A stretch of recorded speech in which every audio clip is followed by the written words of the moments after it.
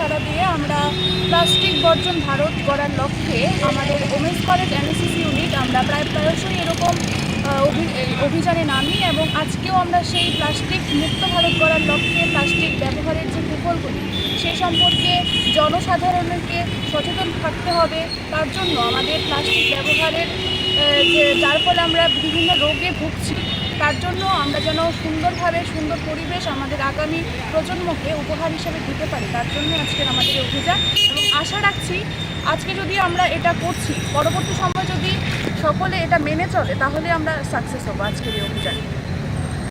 Plastic মুক্ত ত্রিপুরা করার লক্ষ্যে আমাদের মাননীয় মুখ্যমন্ত্রী যে আহ্বান রেখেছেন, সেই আহ্বানে সাড়া দিয়ে আমরা উইমেন্স কলেজ NSS ইউনিট আজকে সমাজের সর্বস্তরের মানুষের কাছে এই সচেতনতা বার্তা পৌঁছে দিতে চাই যে ওয়ান টাইম প্লাস্টিক আমরা বর্জন করব এবং এই পৃথিবীকে একটা সুন্দর পৃথিবী আগামী প্রজন্মের কাছে উপহার দেব।